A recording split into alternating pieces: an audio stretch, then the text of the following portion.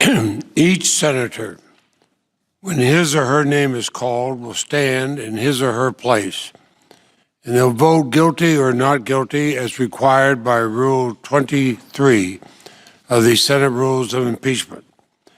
Article 1, Section 3, Clause 6 of the Constitution, regarding the vote required for conviction on impeachment, provides that, quote, no person shall be convicted without the concurrence of 2/3 of the members present, close quote. The question is on the article of impeachment. Senators, how say you? Is the respondent Donald John Trump guilty or not guilty? A roll call vote is required, and the clerk will call the roll. Ms. Baldwin. Guilty. Ms. Baldwin, guilty. Mr. Barrasso. Mr. Barrasso, not guilty. Mr. Bennett. Mr. Bennett, guilty. Mrs. Blackburn. Mrs. Blackburn, not guilty. Mr. Blumenthal. Mr. Blumenthal, guilty. Mr. Blunt. Mr. Blunt, not guilty. Mr. Booker. Mr. Booker, guilty. Mr. Bose. All right, let's talk about what is happening right now in the United States Senate. It's a situation that has become truly extraordinary. Senators are pulling out every single tool the Constitution gives them to try to restrain President Trump. And the reason is something that sounds almost unbelievable. They are actively trying to stop him from potentially using the military to invade Greenland, while others are saying his behavior is so concerning that he should be removed from office. Let me walk you through exactly how we got here, because it involves leaked text messages, a Nobel Peace Prize, and a level of congressional alarm that we simply don't see in normal politics. This all reached a boiling point because of some private messages that became public. According to reports, President Trump was texting with the Prime Minister of Norway. In those texts, Trump said that because he did not win the Nobel Peace Prize, he no longer feels compelled to focus solely on peace. He said he can now focus on what benefits the United States, and in this specific context, he made it clear that means acquiring Greenland. Now, immediately after these texts leaked, Senator Ed Markey of Massachusetts posted a public message online. It was very short and very direct. He wrote, "Invoke the 25th Amendment," alongside a screenshot of the news story. Senator Markey explained his reasoning.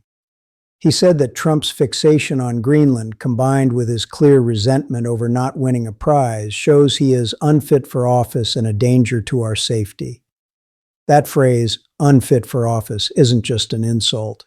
It's the specific legal standard for the 25th Amendment, which is a constitutional process for removing a president who is mentally or physically unable to do the job.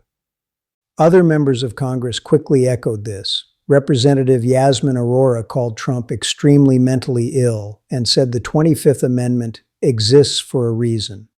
Representative Eric Swalwell simply posted the number 25, which everyone understood as a reference to the 25th Amendment. So you have multiple elected officials now openly calling for the president to be declared unfit and removed through this emergency constitutional process. But that's only one side of what's happening. On a completely separate but related track, Senator Ruben Gallego of Arizona introduced an actual resolution in the Senate. The sole purpose of this resolution is to bar President Trump from using military force to seize or invade Greenland. Senator Gallego was very clear about why he did this. He pointed out that Trump is openly and constantly talking about needing Greenland. He then connected this directly to something that has already happened. Trump's military action in Venezuela, where U.S. forces were sent in an attempt to capture President Nicolas Maduro. Senator Gallego's argument is straightforward. He already did this once in Venezuela. He's talking about doing the same thing to Greenland. We need to stop him before he does it.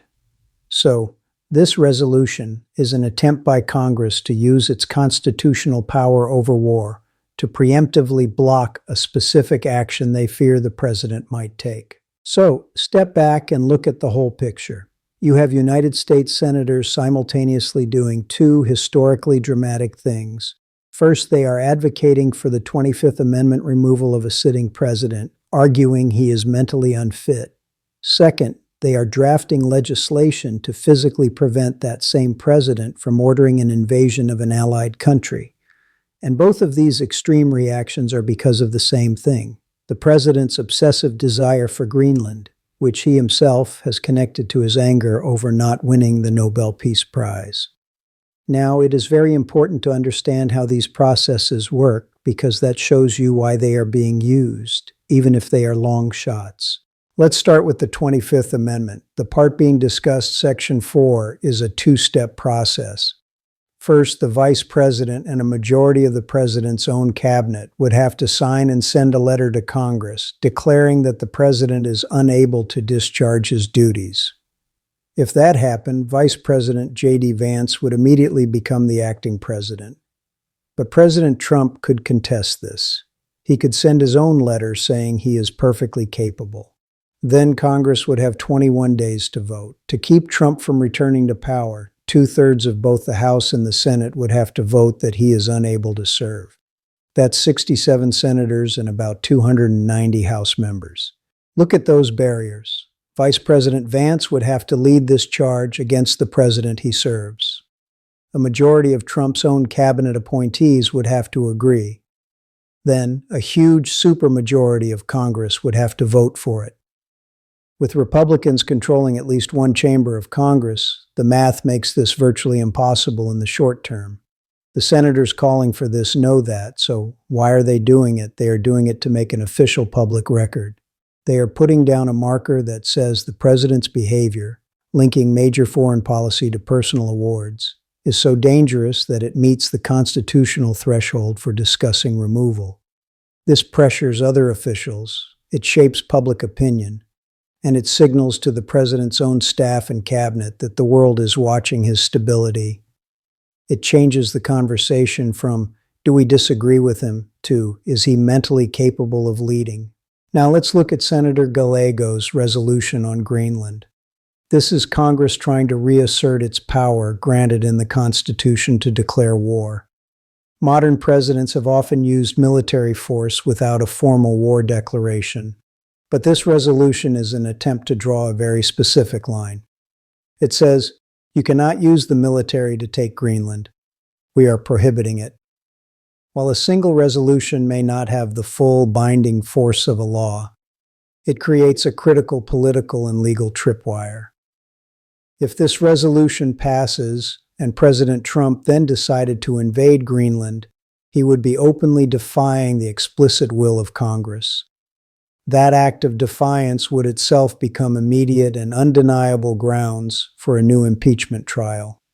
It would force every member of Congress, Republican and Democrat, to go on record either condemning or supporting a unilateral act of war against an ally.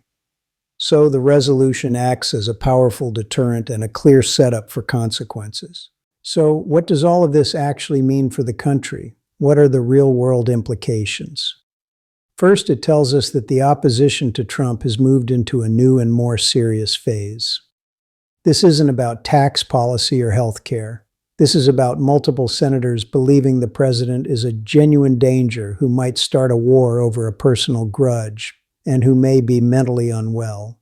They are therefore deploying the most severe constitutional checks available.